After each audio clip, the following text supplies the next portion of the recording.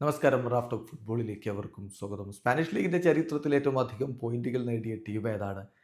അത് Real Madrid തന്നെയാണ്. Real Madrid ഇപ്പോൾ ഒരു വലിയ മൈൽ സ്റ്റോണിൽ തൊട്ടരികിലാണ്. ആ കണക്കുകൾ പുറത്തുവിടുന്നുണ്ട് മാർക്ക.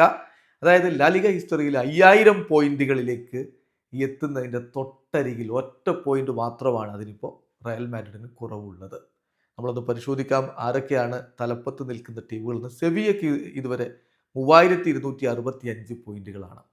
വലൻസിയയ്ക്ക് 3767 പോയിന്റുകളുണ്ട്. അവരാണ് ഇപ്പം 5-ാം സ്ഥാനത്തുള്ളതെങ്കിൽ 4-ാം സ്ഥാനത്ത് അത്ലറ്റിക് ക്ലബ് ബിൽബാവോയാണ് 3771 പോയിന്റുകൾ.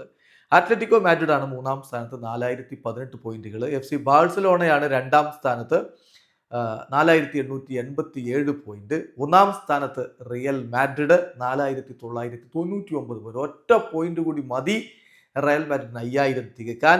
സോ റയൽ 4999 പോയിന്റുമായിട്ട് ഒന്നാമത് നിൽക്കുമ്പോൾ രണ്ടാമതുള്ള ബാഴ്സയ്ക്ക് 4887 പോയിന്റും മൂന്നാമതുള്ള അത്ലറ്റിക്കോക്ക് 4018 പോയിന്റ്. ഈ മൂന്ന് ടീമുകളാണ് 4000 കടന്നിട്ടുള്ളത്. ആദ്യമായിട്ട് ലാലിഗയുടെ ചരിത്രത്തിൽ 5000 പോയിന്റുകളിലേക്ക് എത്താൻ പോകുന്നു റയൽ മാഡ്രിഡ്. അടുത്ത മത്സരത്തിൽ തന്നെ അത് സംഭവിക്കുമെന്ന പ്രതീക്ഷയിൽ ആരാധകരും കാത്തിരിക്കുകയാണ്. വീഡിയോ അവസാനിക്കുന്നു. ഫുട്ബോൾ ലോകത്തെ കൂടുതൽ വിശേഷങ്ങളുമായി റാഫ് ടോക്സിൽ എത്താം.